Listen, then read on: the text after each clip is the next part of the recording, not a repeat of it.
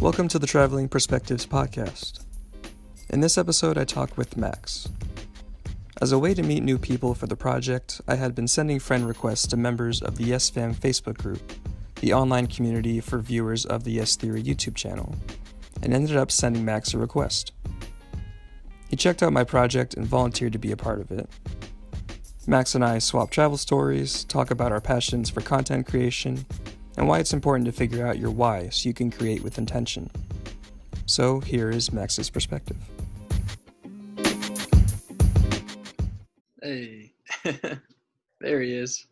All right. How's my audio? Perfect. I can hear you clearly. All right, great. Yeah, how you doing, man? Good. Are we already rolling or? Yeah, we're good to go. All right. I'm good. This is fun because I have no idea who you are and you have no idea who I am. Exactly. Yeah, that's the whole concept behind this project. So Sick. Yeah. I'm all right. I'm at this point, it's almost like I've gotten so used to this new normal that I've like forgotten what like life could be like otherwise. So it's Yeah. like I didn't think I didn't think like I woke up at 9 a.m. and I didn't think about the coronavirus until 3 p.m. today. Really? Like I'm just like at this point I'm trying to just like really getting like used to this just so it doesn't feel quite as weird. Right. And I don't ideologically like that, but it's been surprisingly helpful. So yeah, I mean, I don't love this, but right now it's not the worst thing in the world. Yeah. And where are you from? I'm from Stony Brook, New York, right on Long Island. Okay. Yeah, how about you? Tampa, Florida. Cool. Yeah. So are you in Long Island right now? Yep. Okay. Normally go to school in New Hampshire University. Okay. But it's summer now. Right. So yeah, I'm back here. Just chilling at my parents' house. Nice. Against my will. Yeah, I think. Well, I'm back home at my family's house as well, so I know that life. Cool. So I was just kind of like friending a bunch of people in the No Small Creator group. I think you got me through Yes Theory. Or Yes Theory. Okay, so are you in both of those? Or Yeah, I'm in both. Nice. Yeah, same here. Just kind of like-minded people to see if I can find anybody who'd be interested in doing this project. So I appreciate you reaching out. That was really cool. Hey, it's my pleasure. I love talking about. I love just talking to strangers, honestly. Yeah. I've been hopping on Omegle a little bit during this quarantine. That's like a rogue talking to strangers. That's rogue strangers, yeah. Like I would like, for me, talking to strangers means like going in like the Yes Fam Discord, not like going on Omegle and like seeing like it's just a highlight reel of a bunch of dudes with their dicks out. Well, I kept seeing all these YouTubers post videos like going on Omegle, so I was like, I'll give it a shot. Like, why not? One time, and I think I'm good from there. Yeah. Yes or no? Did you run into any people with their dicks out when you were on? Zero dicks. I got very lucky. Wow, that's incredible. I think I'm the first person to do that. So yeah, that's an accomplishment you should be proud of. Well, I'll share with the world. I'm the first one. But yeah, so what do you? How did you find like Yes Theory or No Small Creator? So are you a big YouTube fan or? So I think, I'll talk about how I found Yes Theory because like I'm still mentally working through all the YouTube and like No Small Creator stuff. Like I don't really know what the hell I'm doing. Don't really think I have to all the time, but basically, what was happening? I was back in, I think I was in Thailand, and I was kind of just like somehow I was sort of just like a depressed sack of shit for a few weeks.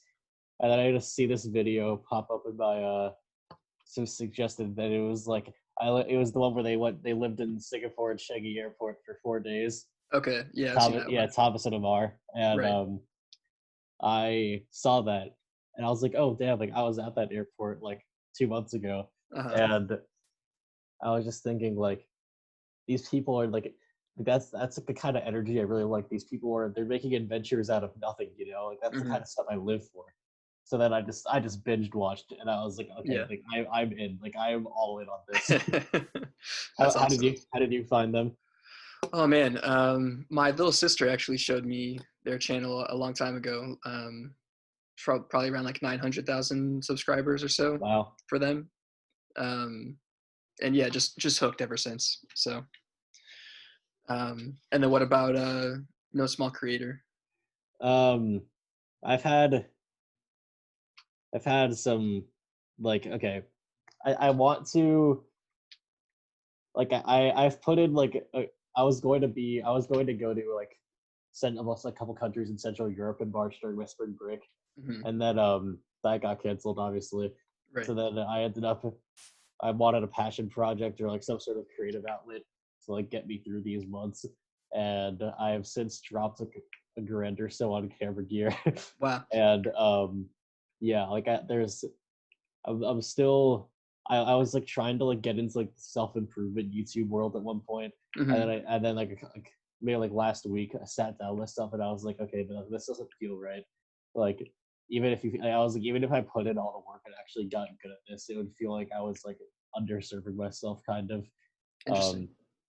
because the when you're, I think when you pigeonhole yourself into a niche such as self-improvement, you're automatically like putting a foundational layer in like your cognitive structure that like there's always something that needs to be improved and you can never be content, Right. and that's not something I really want to like fully adopt. Mm. So I'm still in the ideation process for what I'm going to be doing, but I just joined No Small Creator because I figured it'd be a cool way to just like connect with some people. Hmm. I'm looking to somehow break into the YouTube travel niche eventually. With Nice. somehow, yeah. How Yeah. did you what do you do on in case there was a content creation stuff? I mean, there's this podcast. I didn't like. What do you do? Anything else? Yeah. So I had a job, a corporate marketing job, where basically I traveled every week. Every Monday I flew somewhere, and every Friday I came back home to Tampa. Um, and in that job, I was in airports all the time, and I had a lot of downtime in hotels during the week, and found myself just like laying around watching Netflix and YouTube. So um, trying to be like more proactive and put my downtime to some good use, I started this project Cool. basically where I was interviewing people in the airports. I also had an interest in content creation and that kind of stuff, and so I would ask people one question every time I was in the airport, and then edit all the different answers together to show how different or similar people's answers would be to the same question. That's cool. Yeah. And so I Now, did that. Or what's up? was was this in like where, well, for this job, were you going to like different locations in the U.S. or was it further than Yeah. that? Yeah. All over the U.S. Okay, So, a lot of, I'll tell you, like I worked for Jimmy John's, the sandwich company. never heard of them. No. Okay. So, they're kind of like Subway, same, Like like, Subway of like Florida or something. the Subway sandwiches. Yeah. Yeah. Yeah. It's like exactly the same. It's just a different brand. Okay. Um, so they would send me to different franchises across the country to like work at the stores for the week. Okay. And then, so that was like my day job, but I think I found myself, when you watch something so much that you just like, why aren't you trying it yourself? Yeah.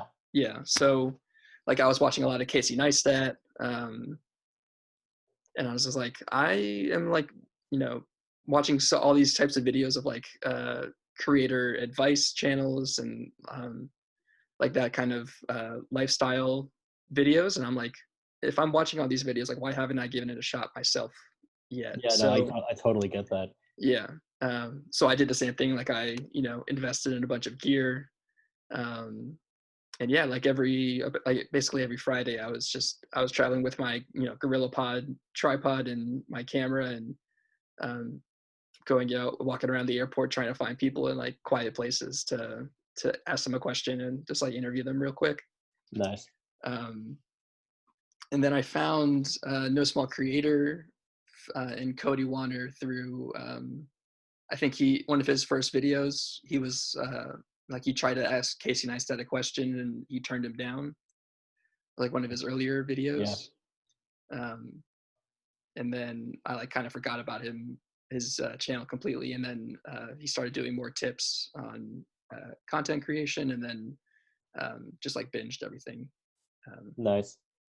Yeah. So do you watch his videos as well? I've watched like maybe like 2 or 3 of them. I have to say I'm not the biggest fan of just like his brand as if it applies to me. Like I like, because his thing is just like inspire people just to do that thing, just like do it, like being like Nike but a YouTuber. Yeah. So but like that for me, that it's not always that simple. Like it's like first you have to figure out like what the thing you want to do, and that's what I've been trying to figure out more.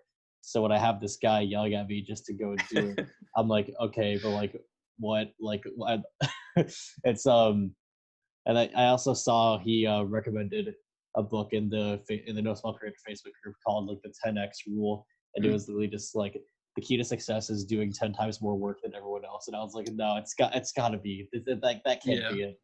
There's definitely a specific mindset, or like for that type of person that works for, but I'm not sure I subscribe to that completely. For me, it's more about the why than the what and the how. Yeah, you know? I agree. Yeah. What's been are you working on your why, or have you? Yeah. You watch any Simon Sinek? I know of him. Yeah, I've definitely seen some of his talks. Yeah. I've been binging him for the last couple of days. I've been. I mean, I'm probably. I think I'm starting his book. Like, start with why tonight. Okay. I don't want to like. I'm not gonna. I don't want to like proclaim my why out to the world when I haven't fully developed it yet. But also, it's not like it'll ever fully be developed. Right. So that's something I'm trying to work through. But overall, the thing, like my main driving force, and my main driving force, and I think I want to like spread, I guess, is I think that there's just like my why is to inspire people to be more curious, I think, and to just like, because I think there's, as when we're kids, like we're raised to be like, oh yeah, like, go be curious, like go explore, like learn about everything.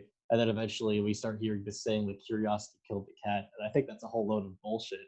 Because for me, like my curiosity of just like going and doing things without like, and like, jump off a cliff, figure out how to land once you're in the air, like that kind of mindset, that's like gotten me through so many like hard times in my life that I just believe in it so much. And I just want to like spread that as far as possible and just like make this world a more like spontaneous and like less like calculated and like fearful place, Right. Yeah, so I agree. I think everything that I've learned in life has always been from actually doing, instead of like the overthinking something or planning it out. Like, I don't know. But yeah, I completely agree. Because there's just so much we can't control as people. And rather than trying to control it, it's like a lot better sometimes to just embrace the fact that you can't control it and just like appreciate the absurdity of things. It's like for me this is like inextricably linked to travel, because like I mean I have crazy stories like going to Egypt on a day's notice by myself. Wow. Like when I was 18 years old. Like man, that's the kind of curiosity we're talking about. Just like, I want to see the pyramids. I can't second guess myself here. I'm going to see the pyramids. I'll figure it out once I get there, but I'm going to see the goddamn pyramids. Like, wow. So you went to, what were you doing in at 18, traveling around Egypt? So I'm Jewish, as you can tell by the nose and the hair. Jew crew, bro. Yeah, man. And not practicing anymore, but raised culturally. I feel the same. Yeah. Yeah. And I did Birthright. Nice. Same. I did as well. Yeah. I literally just got back maybe 3 months ago from teaching English in Israel. Oh, cool. Yeah. Yeah. So I was on Birthright, and it was like day 9 out of 10. Also, I never asked. Swearing cool on this? Of course. Yeah. Yeah. So I woke up on like day 9 of Birthright, and I just looked out the window, and I was just like, fuck, I don't want to go home tonight. And okay. so I know the order of operations here. I called, like, I talked to my like Birthright leaders, and I called El Al and delayed my flight, and then I figured out what I was gonna do, not the other way around. Oh, nice. So I delayed my flight by like 5 or 6 days, I think, and I just went on Skyscanner. Okay. Do you use that website? Yeah, absolutely. Great website. I went on there, found a $66 round trip ticket from Tel Aviv to Athens. Okay. And so I was in Greece, and the night I got to Greece, well, yeah, Athens is amazing. And the night I got into Greece in my hostel, I'm talking to a guy in my room from Cairo. He's like, "Oh, you should go to Egypt." So then I ended up like 2 days later. So you're like, yeah, okay. Yeah. So 2 days. So I thought about it, and I was like, "What else am I gonna have this trip?" So right, like 2 days later, I know I find myself like 2 hours later on Expedia looking for a ticket from Athens to Egypt, and then a ticket from Egypt back to Tel Aviv. So I bought a round trip from Israel to Athens, but in like the span of like 24 hours, I ended up not even using that round just trip switched anymore. it up. Yeah. So yeah, I was in Athens for 2 days. I flew into Cairo from Athens. That was the single craziest day of my life. Absolutely. Man. I mean, I could go into that, but like. Yeah, I mean, why not, right? Oh God. What happened in Cairo? So I get off the plane, and immediately I have a rude wake up call with the tourist scamming culture there. Yeah. They see a white guy, and I have 6 dudes come up to me looking to take me on their cab ride. And I pull up my phone like, oh, I already have Uber, and the Uber is like, go to Egypt. But I didn't get any service, even though T-Mobile said I would have service in Egypt. So this whole day is a story of me trying to get cell service. So I ended up taking this one guy's cab to this hostel I pre-booked. And I get to this building that the hostel's in. Keep in mind, this is like 5 a.m. And I get inside the building, and they're just like people sleeping all over the floor of like the lobby. Okay. And so then there's there's no staircase, and there's an elevator in the middle, but when you open the elevator door, it starts beeping extremely loudly. So I enter this elevator. The elevator is literally, it's less of an elevator and more of a bird cage attached to more like a bird cage attached to a pulley. Right. That you can operate from the inside. Super safe, right? So I get inside this elevator, and it starts like beeping super loud, and like the gears start moving, and then like I have like 20 people yelling at me in Arabic once they woke up. Like I assume they were telling me to like shut up or like out something. Right. And I get up there to the hostel finally. I got a private room in this place. It was only $3. $3. Wow. Yeah. And yeah, so I took a nap for a couple hours to catch up on the rest of the sleep I didn't get. Go outside, and I'm like, so like I from my like while I wake up from my nap, back in the room, I'm like hearing just like this like symphony of car horns going out of my window. I wake up, I leave for the day. I was like, okay, Max, your one goal, just get to the pyramids. That's all I have to do. Just get in, get out, make this a quick operation. Because this was my first time solo traveling besides the 2 days before in Greece. Oh my God, this is your first experience with that? That's crazy. And, at age 18. And so, yeah, here I am on the streets of Cairo, just kind of walking around and never take. I only took 5 pictures that day because I didn't want to take my phone out because I didn't think it'd be safe to do so. Yeah. And eventually, I still don't have cell service at this point. I tried calling an Uber to the Giza pyramids from my hostel, but it just wouldn't work for some reason. Like the Wi-Fi, I think the hostel turned the Wi-Fi off during the day for some reason. Like it was one of those. Just a cheap hostel. Yeah, so I hear some dude speaking. So I don't have any. Like I don't. So the problem here is that I don't have service, or I don't have any Egyptian pounds to like hire a taxi. And I hear some dude I can't find an ATM. I hear some dude speaking English. I ask him if he knows where an ATM is, and then I think that was the moment where I forgot about the Egyptian scam culture, and I was you'll hear. Okay. So I go to the ATM, and this guy, he won't leave me alone. Like, he follows me to the ATM, and he's like 3 times my size, and basically I ended up going on like a joyride around the city with this dude. Man. It was like we went to this restaurant because he tried to get me Wi-Fi for the restaurant. Like, he was trying to help me, but like for a fee. Right. Gotcha. It was less of a mugging and more of like an involuntary trading of goods for services. And yeah, so a helpful mugging. Yeah, so eventually we cross an 8-lane highway on foot, just by putting our hands out like that to the cars. We end up in these like alleyways, and these kids ride up to me like on top of a goat, trying to sell me snacks.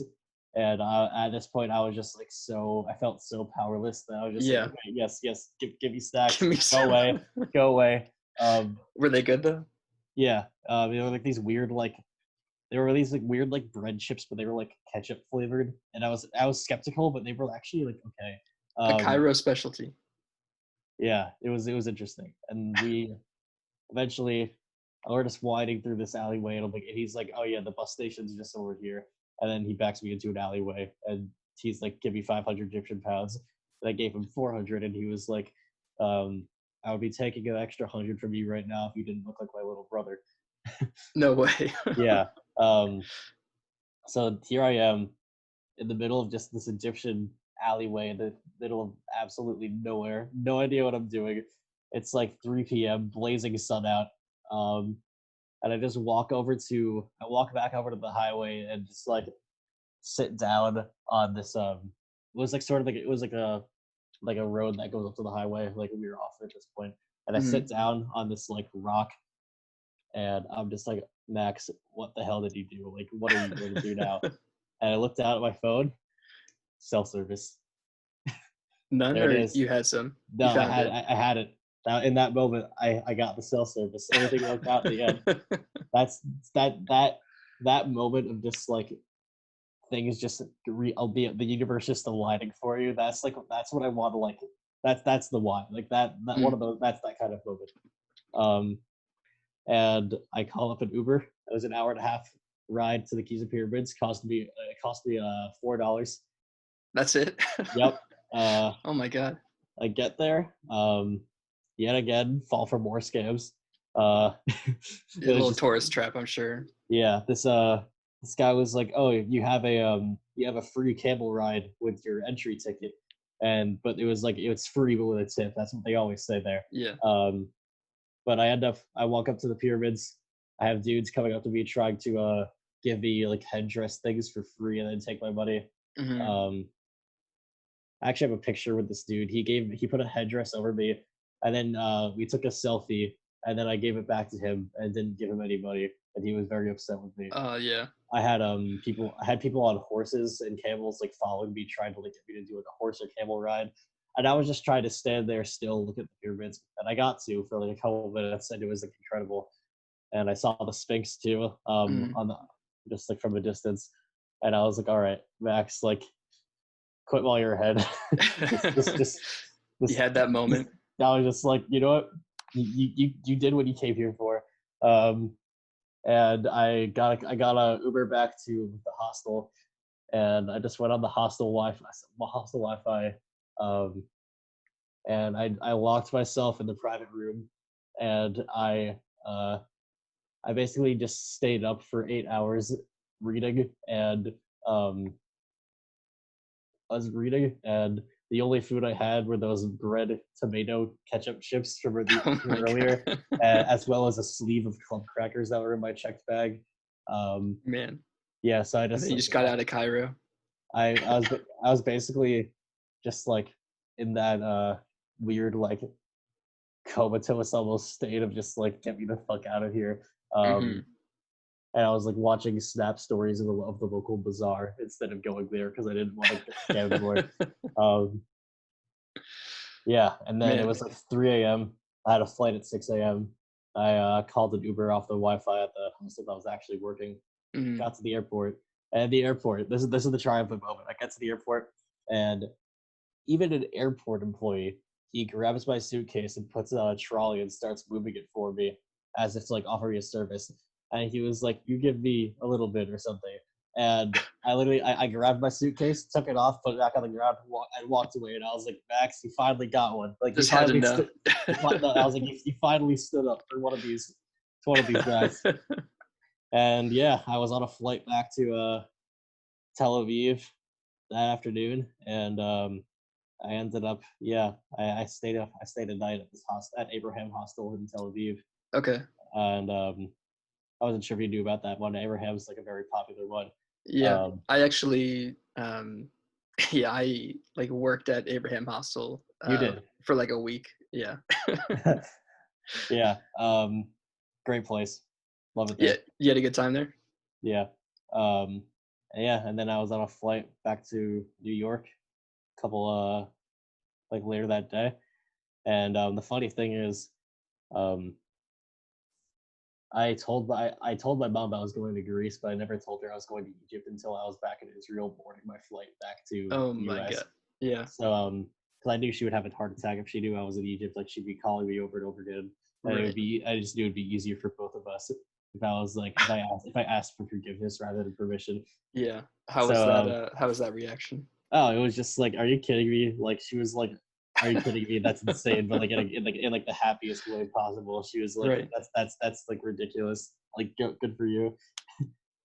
Yeah. So that's my story about Egypt, I guess. Right on. Nice. And then you mentioned that you were in Thailand as well. What was that trip for? Yeah. So I had this crazy 7-month-long thing where I went back to Israel and interned there in Tel Aviv for 2 months, and then I studied abroad in Thailand for 4 months, and was able to travel to a bunch of other places in the in like the in-betweens and the afters and the befores and the weekends and stuff. So yeah, that was just a crazy experience. I don't just go on and talk about my travels. Like, where have you gone to? Yeah. So I know this is your podcast, and you probably talked about it before. Yeah, the whole point of this project is to like hear different people's backgrounds and experiences, and like we all have a unique voice and a unique experiences. So don't feel bad at all. Like I think it's really cool.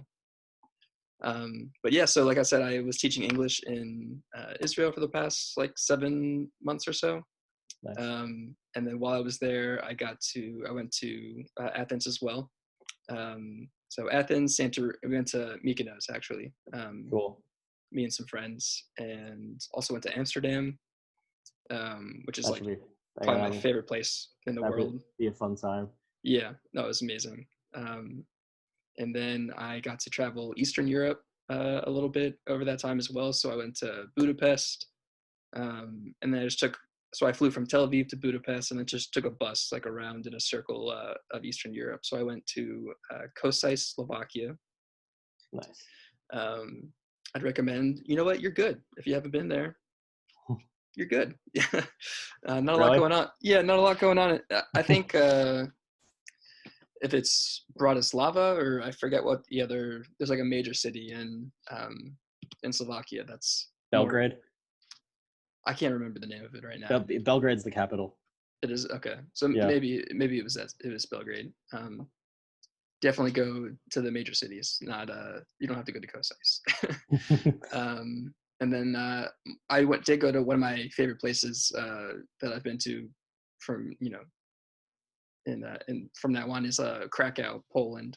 Cool. I've heard.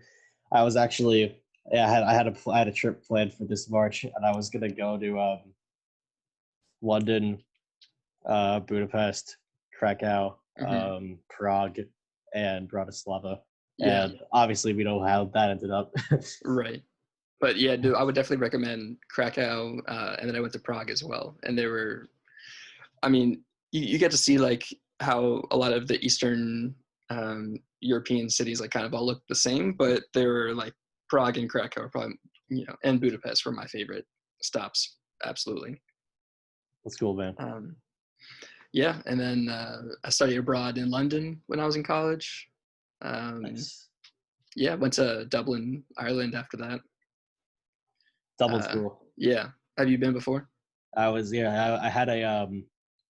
had a convenient 2-day layover there on the way to Israel. Okay. Oh, nice.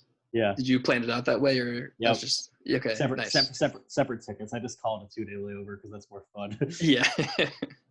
No, that's really cool. Like, I think Dublin in Ireland is like one of my favorite countries that I've ever been to. Did you do the cliff walk at Hoth? No, I did the cliffs of Moher. Oh, nice. Yeah. I wasn't about to journey that far out from Dublin, but I had a flight the next day. Yeah, it was a pretty long bus ride to get out there. That's cool, man.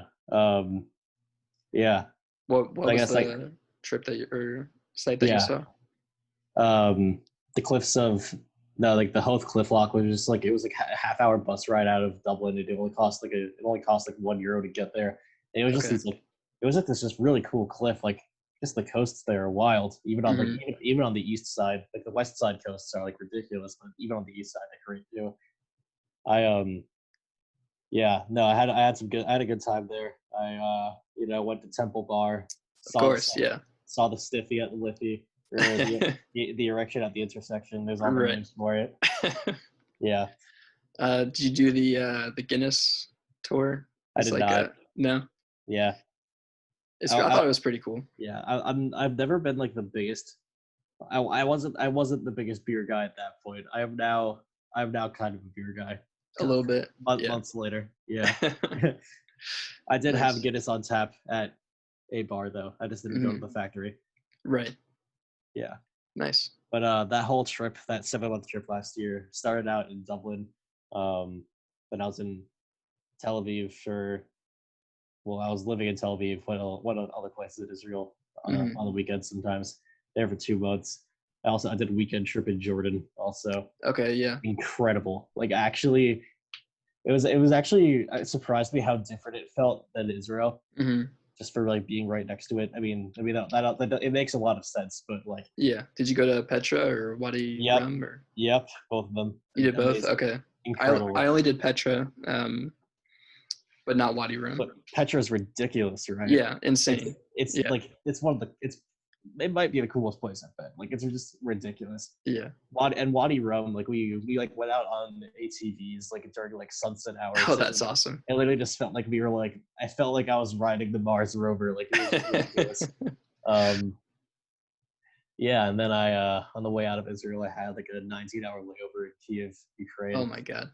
So and that was from like 4 a.m. to like 7 p.m. the next day. So I like got to it was crazy. I ended up like walking like 20 miles all over the city the next day, just seeing everything I could.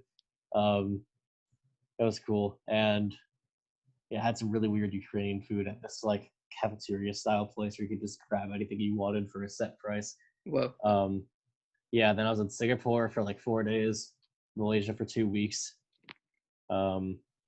And then I lived in Thailand for 4 months, Chiang Mai. And during that time, I went to Laos for a weekend. I had a 2-week break, which I was in Australia for. And then I also went to Wuhan. Did you? Yeah, really? in December before anything started. I was in Wuhan, China. That's nuts. Yeah. It's kind of cool thinking about that now. Like, I saw that society the last possible time before it was never the same, Man. Did you walk through like the markets and Nope. Stay far away? I didn't. Like the coronavirus wasn't happening yet. So like even if I walked through the even if I knew, like, I didn't know about it and I didn't go through the wet markets, I was just like staying in like mainly like the city streets or like alleyways or anything like that. Yeah, I kind of just got there and like got on a subway without knowing where I was going, and I just got off. I like that kind of travel. Like, you don't really have a plan; you just try and like figure out the city, and that's like the best way because it's just like there's so much more of like a spirit of discovery that way. Like, of course, it's like Google. It's like, it's like figuring out. It's like having everything, like all the information you can want at your fingertips, or like having the joy of like just discovering it yourself. Incredibly different. Absolutely. Yeah. Yeah. It's like So like making a recipe or just finding one. It's like they right. just it's like almost like a lost art that I've been trying to like reconnect myself to. That's interesting. So are you filming like or during these travels, or you said that you wanted to be in like the travel niche when are Yeah. working towards I that? So yeah, I didn't have a camera until 2 months ago. okay. So I have basically no footage from any of these travels. Um so the first thing I want to do is I want to like tell site. I think that the more immediate direction my YouTube thing is going Mm-hmm. is like I want to work on conveying this message that I have, and I think the best way for me to start doing that is to just tell the stories of like my travels as best as I can without Yeah. actually having any footage. Like Mm-hmm. maybe I could use like stock footage or something, but also like get more Yeah. creative than that. I want Have you heard of story blocks before? I have, and I don't want to pay them. Yeah, I've never used them, but I just hear them as a consistent like stock Yeah, footage site. yeah. There's some websites where you can get free stock footage.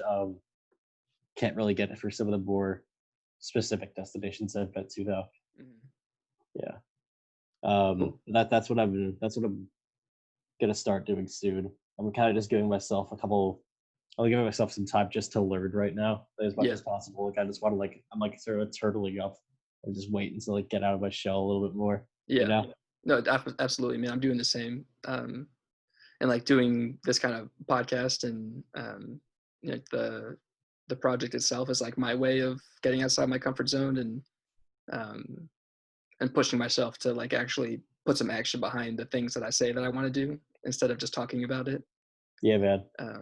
I'm big on that lately. So Yeah, it always feels weird because like it feels like saying you're gonna do something is almost like you're doing it, but it really isn't. Like yeah. there's so much more that like that hasn't even been scratched. Like the surface hasn't been scratched, than a Mhm. lot of the time. Like for me, it's like I say I want to like tell the stories of like like curiosity and like how it's helped me, but like it's so hard for me to like feel that right now in Yeah. this pandemic because like every day is the same and I'm just like inside this house. Right. Um, so it's like there's just so many more levels and you can only really start to pick away at them once you just like make the conscious decision just to do it. It's just that like switch, whatever it takes for you to. Yeah. Exactly. Yeah, I feel the same. I did check out some of your videos as well. I thought they were really good, honestly. So, Hey, thank you. Yeah, I'm um, probably never making anything like those again, no. but Do you know who Nathaniel Drew is? I I was basically trying to copy him. Yeah, yeah. It had a very similar Nathaniel Drew vibe for sure. Yeah, I didn't realize it fully, or I was trying to deny it, but I was basically trying to copy him. Yeah. And Well, I, everybody copies somebody to begin, and then you make it your yeah, own style. So, the thing I'm trying to like, I'm sort of in the process of coming up with this idea right now, and I'm partially modeling it off of like yes theories, like a model of how they spread their message and like mhm. the way in which they convey it, but like with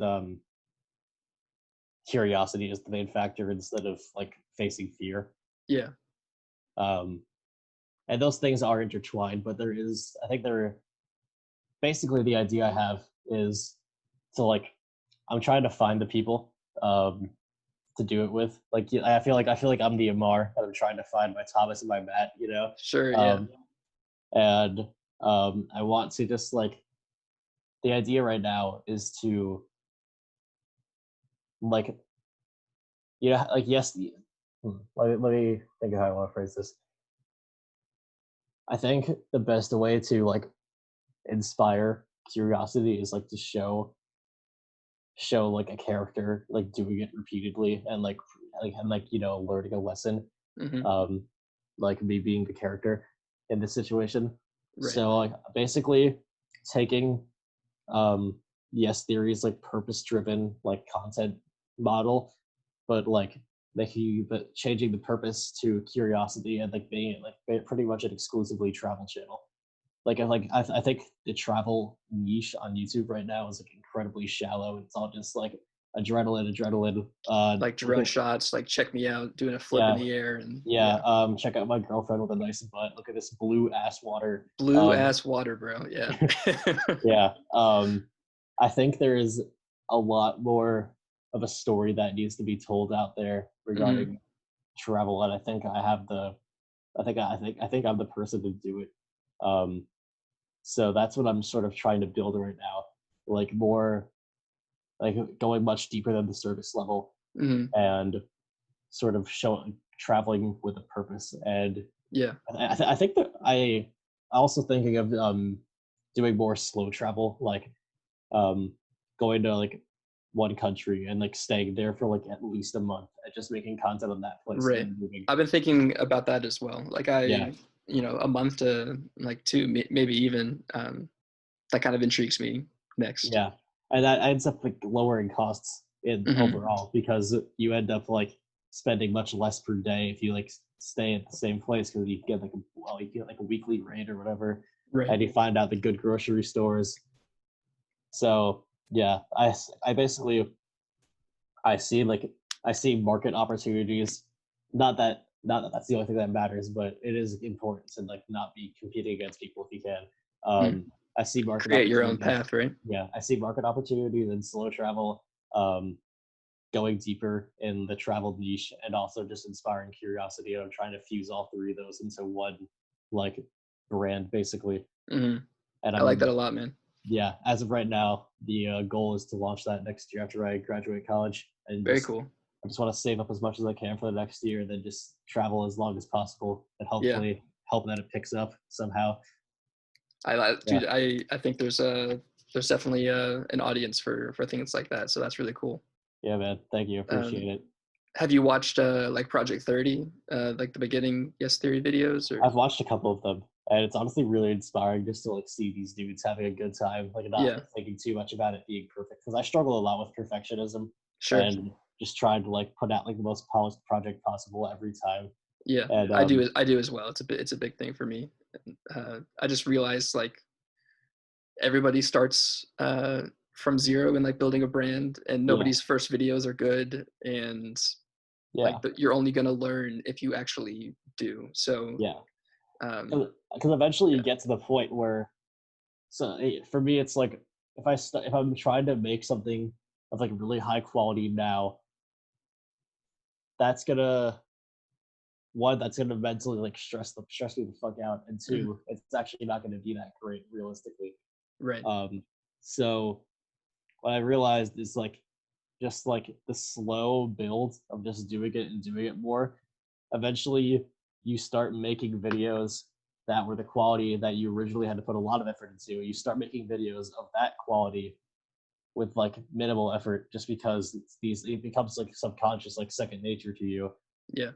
As you learn. And I feel like I was trying to peak like every single time. Like I was trying to like make every product like 10 times better than the last one. But I saw this I think I heard I was listening to this podcast, and I think I forgot who it was, but someone said that their goal was to peak at 50 instead of peaking at 20. And I was just like, damn, that is exactly what I need to hear right now. Like Simon Sinek has a book on that too called The Infinite Game, and I'm gonna read that one after I finish Start With Why. And I think it's like the idea that if you, rather than viewing like your work as it relates to you, view your work as it relates to the work, and like how much further you can spread the message over a long period of time if you like give yourself the breathing room to do so without burning yourself out. And that's what I'm really trying to just drill in to my mind right now. Yeah, that's like the right mindset to, we're all playing the long game, and everybody's just doing the best they can with what they have in front of them. So yeah, and I mean, I don't know if you watched the Yes Theory video of them revealing their new Yes house last year. But Amar was talking about how like that he's like, oh yeah, this is just the first Yes house. There's gonna be more of them, and like we're gonna make a tangible mark on human history. Yeah. And I was just like, dude, like like, fuck yeah, man. Like, right. it's like, hell yeah. Like, Yeah. Right. But then you also realize that they're like, they have the same tools that we do, you know? Yeah. Like they are literally, you know, working with the same gear, like same equipment, same websites, same social media. Like it's all, they're just, you know, Yeah. a few steps ahead in their process. So Yeah. Yeah, man. Like I said, I'm still looking for people to launch this project with. So if that sounds like something you want to commit to, let me know. yeah, I mean, it sounds very cool, for sure. I would.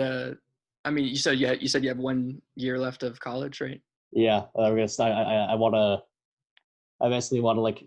I'm gonna spend the next year just saving up cash and like basically just like thinking about this more and just trying to build as much of a as I'm trying to make as smooth of a runway as possible for when I graduate, just so I can get on the ground and start making content.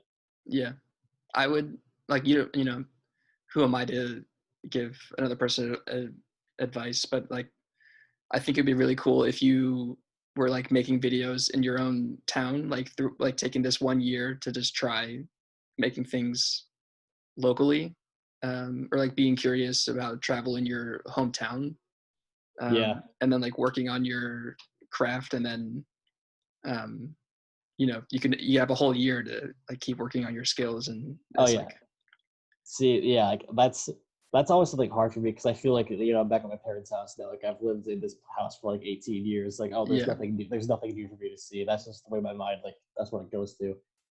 So it's like I struggle with that, and like that's something I want to do, but and I like, now that you mention it, that does sound like does sound like a really good idea, and I think there's because I mean I'm like on like fundamental levels like practicing right now, like I am as well, you know. like script writing, talking to a camera, like none of it comes naturally to me. Yeah, but it feels much easier talking to a webcam than it does my actual camera for some reason.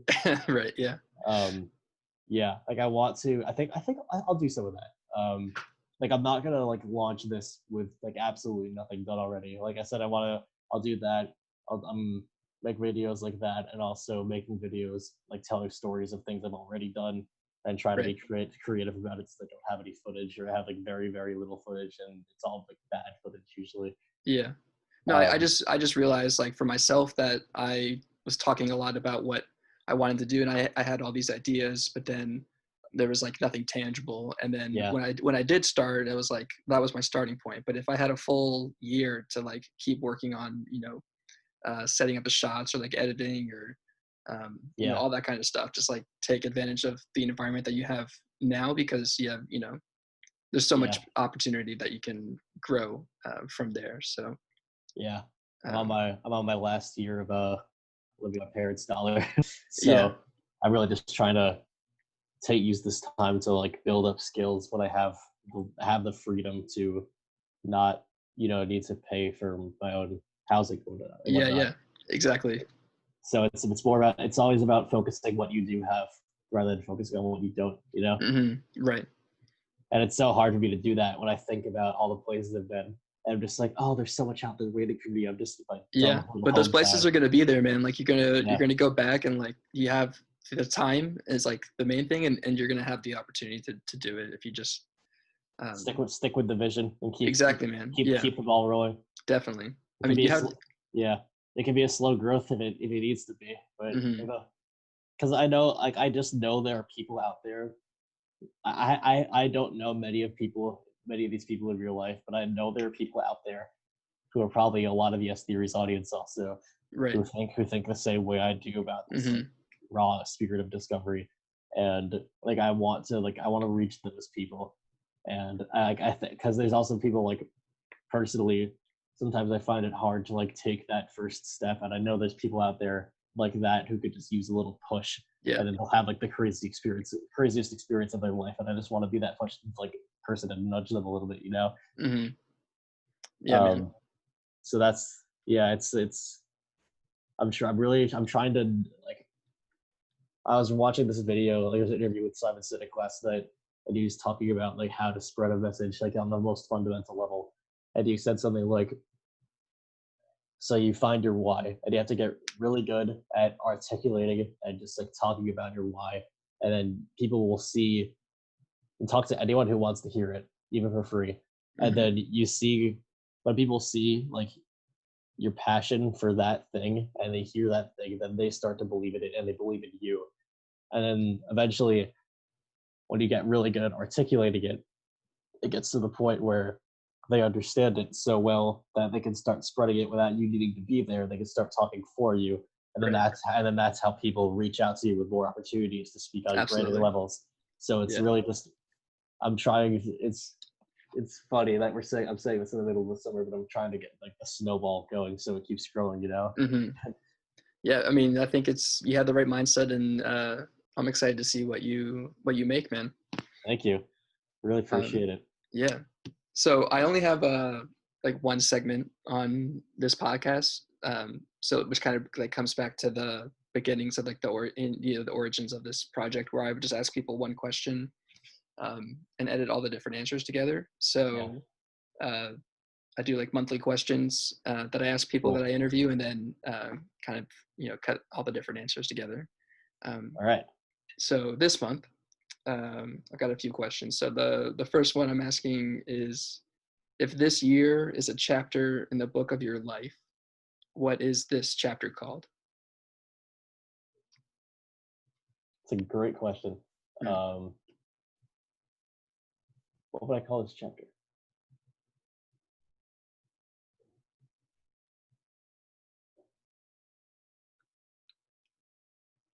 And you can take as much time as you want. Like I can cut whatever. So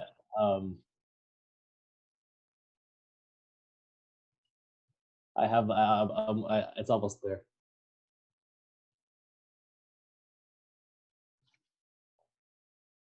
Everything sucks for no good reason, but I can't let everything being shitty stop me from not being shitty. Okay. All right. Do you want to explain or further? I mean, fuck, almost coronavirus, Kobe dying, almost World War III. Now this stuff, all this like police brutality, everything. This year is just fucked, and I'm trying as hard as I can just to like come out on top after this like awful period. It's just objectively bad for everyone. I'm trying to do what I can to like come out on top of it, and then at the end when this is all over, like not feel like I wasted these months. So that's 2020 as a chapter for me. All right, cool. All right, what is your hidden talent? Hidden talent. So hidden to you or hidden to everyone? Because everything could be hidden to you, but I'll let you decide. Let's see. I feel I'm like a pretty open person in general. But I would like I don't hide myself very much. Okay. There is one thing I don't talk a lot about, just because it doesn't come up in conversation much. But there's this one game on there's one like PC game. It's on Steam. It's called Duck Game, and you like basically there's 4 ducks, and it's like a 1v1v1v1 like PvP shootout kind of thing. But you're playing as like ducks, and it's like an 8-bit like game, and I'm like kind of insanely good at it for no reason. I figured out like every like possible like strategy, and it's kind of it's a really stupid thing to be good at, but also, but that's your hidden talent. Also I'm also pretty good at Minesweeper. Nice. Yeah, that's something that I just literally just click whatever random buttons. I don't know the strategy behind Minesweeper. Yeah, it's I've played way too much of it. All right. Well, maybe I'll need to catch up on some Minesweeper.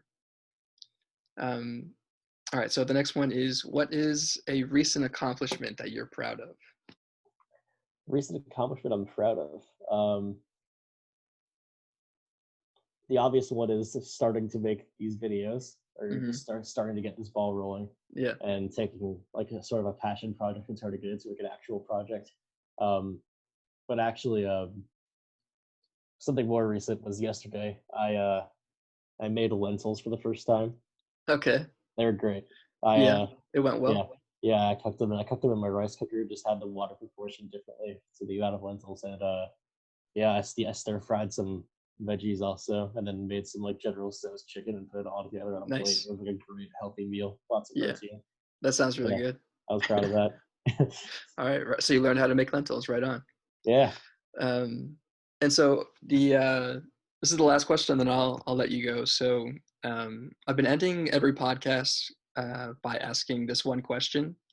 And I've been thinking a lot about legacy lately, and what kind of legacy that I want to leave behind one day when I'm gone.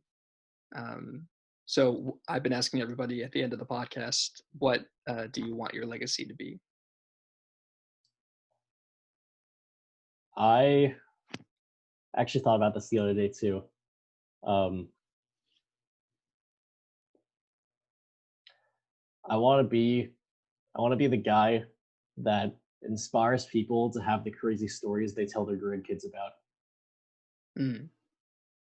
Wow. Okay. Yeah, I Nice. think because I remember I think because I don't know if I were gonna have kids, but I could just imagine myself being like a grandpa in his like old years, and just like, let me tell you about that one time I went to Egypt and got mugged by a guy. Like I want other people to have those experiences and like be able to like say that they've like seen the world and like then continue. So effectively, I want my legacy to be that I inspired a movement, not like a formal movement, but I inspired enough change for other people to then inspire that change forward, and then like and teach their kids that, especially like in America, where like so many people are just so like gosh darn afraid of traveling for no good reason. Mm-hmm. Um, that it's not only is it cool and fun, it's cheaper than you think it is, and it's a life-changing thing that you're missing out on if you're not doing it. So that's like my magnum opus, I guess. Man, no, I love that a lot, man. And I think the vision of your project and your creative future, I think there's going to be a lot of people who are inspired by you. So Thank you, really appreciate that, man. yeah. Well, Max, it was really awesome to meet you, man. I appreciate you doing this project with me. Yeah, thanks for having me on, Harry. Jew crew all the way. Jew crew all day, bro. yeah. Let's not let this be our last conversation. Let's take a good time. I agree, man. We got a lot of stuff in common. So yeah. But I appreciate you doing this, man, and I'll be talking soon. All right, great. See you later, man. All right, man. Have a good one. You too.